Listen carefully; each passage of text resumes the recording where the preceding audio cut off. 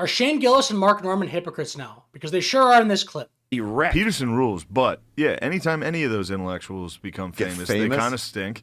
And then they're chasing when fame. you get fully sucked into the culture war as an intellectual, either side, I don't love it.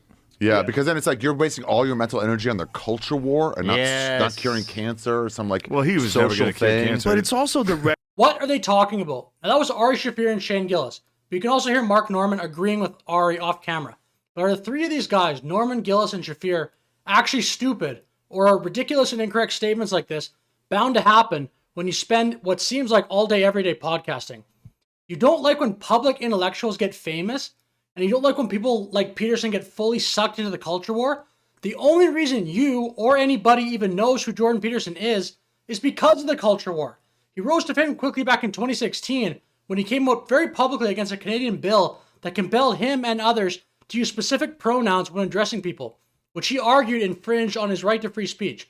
This then became a hot-button culture war issue for many years, especially online, with Jordan Peterson being probably the most popular figure to rise out of that time. Even if you don't know that Peterson rose to fame following his protests of a specific bill in Canada, you still should think, how do you think Jordan Peterson got famous in the first place? Before this, he was a psychologist and professor in Toronto, Canada. Those are not professions which are in the limelight. If it was not for the culture war, you, me, and most people would never have heard who Jordan Peterson was. Really smart people. He just went on a crying spree. You went on a crying spree. But Sorry about your voice, the bro. Jimmy Kimmel Because effect. he really feels that way. I know it seems crazy when you look at it out of context, but if you look at him crying in the context of the conversation, it's because he really feels that I go way. on crying sprees, but I keep them offline. Don't Yeah, but the record. thing is, Don't is like- record. He's not. He's just being himself. So now for the three of you, Gillis, Normand, and Shaffir, to basically sit around like Jordan Peterson is a sellout, and he is the one that has gotten sucked in the culture war. Are you kidding me? Again, this is literally the reason you know who he is. He just happens to be good at it. And then he parlayed his internet fame into a book tour and popular YouTube channel about psychology and other topics, such as politics. If anyone is a sellout here, it's Normand and Gillis. Perhaps Gillis to a lesser extent, but these two are absolutely everywhere right now, appearing on seemingly every podcast. And guess what they often talk about? The culture war. Aren't you supposed to be stand-up comedians? Why wait on the culture war then? If you're these comedians that are too cool for it, apparently.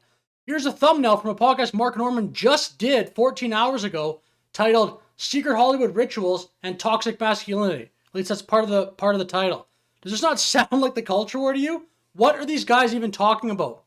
And by the way, whatever, if you want to talk about this, that's fine.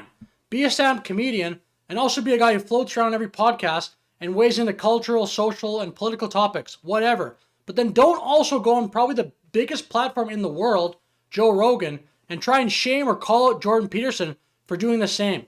And he's being himself in front of all these people. In a And three-piece he's being suit. himself with all these people watching He's him. being himself in a three-piece suit. He's getting dressed up to complicated. go be himself. And the weird three-piece. Sometimes they're like multicolored. Like, what are you, But he Batman? does that villain? Look, we're because he trashing thinks him, that and suits he's cooler look than good. whatever. It's cool. It's just the fame ruins a lot I of like people's him. like work. It definitely. They're doing great work. The Kimmel, same sort of thing. It's It like, fucks you with guys you. are all becoming something else. Because this makes no sense whatsoever. If anyone should just be laying off these culture issues and like focusing on their art or whatever these guys are thinking when they say fame ruins people or wasting all your mental energy on the culture war, it should be these comedians. Go write some jokes then and shut the hell up about culture if that is your position. But since none of you do that, and you clearly have weighed in multiple times on the culture war, Joe Biden's gone. He's gone. Which is, Right? There's no chance. I mean, I think there's a likelihood he ends up the nominee. If they again. do that, they're trying to lose. to your own benefit, as the fame you farmed off these podcasts has obviously helped you sell stand-up tickets, you're in no position to try and question publicly the utility or motivations of Jordan Peterson doing the same.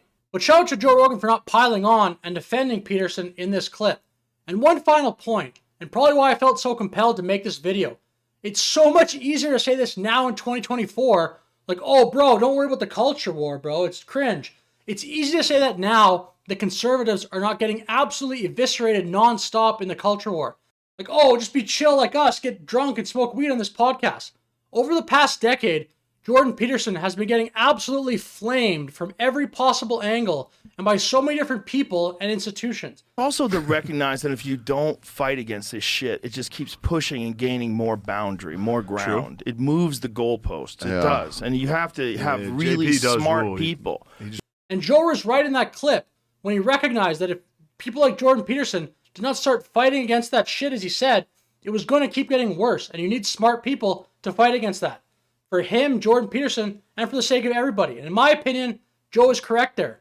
I'm sure many of those culture war battles were not fun for Jordan Peterson, as he was often on an island going 4 versus 1 with people on panels getting insulted, but he pressed on anyway. Maybe you just think that women should be equally represented in the decision-making fora of our nation. Maybe that's really just about having proper equality in a body that's meant to be representative. Well, I do believe that women should have...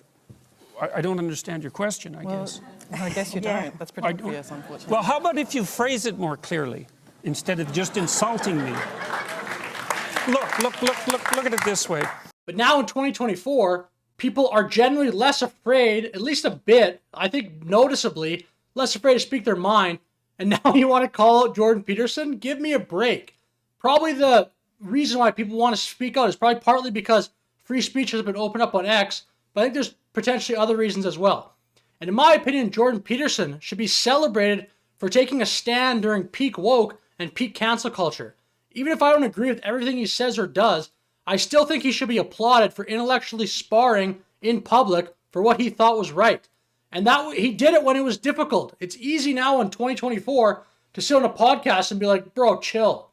So in my opinion, it's not necessarily fair to have popular comedians try and tell him to calm down now about this stuff. It's pretty, I don't quite get it. But so with that said, let me know your thoughts in the comments below. Consider liking the video and have a good day.